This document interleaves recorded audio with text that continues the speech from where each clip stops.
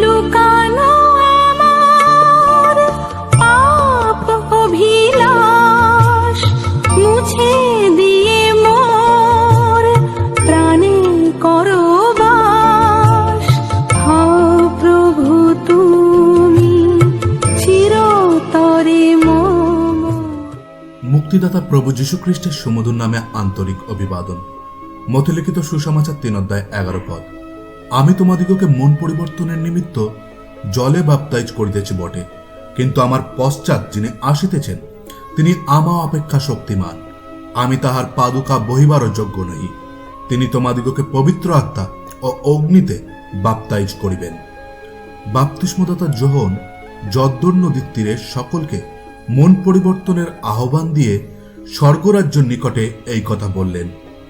যতজন পাপ থেকে মন পরিবর্তন করলেন সকলকেই বাপ্তিস্মদাতা যোহন জলে ডুবিয়ে বাপ্তিস্ম দিলেন।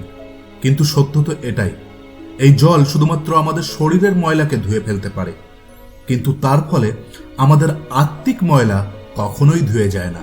তিনি শুধুমাত্র প্রভু যীশু খ্রিস্টের আগমন ও তার পরিচর্যার জন্য মানুষদেরকে প্রস্তুত করছিলেন।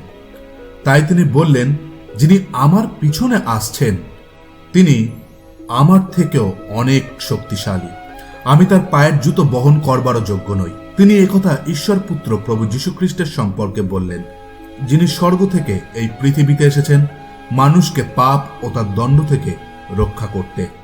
হ্যাঁ, একমাত্র তাকেই বিশ্বাস করে এবং হৃদয়ে তাকে উদ্ধারকর্তা প্রভু স্বীকার করবার দ্বারাই আমরা পাপের ক্ষমা পেতে পারি ও স্বর্গে অনন্ত জীবন।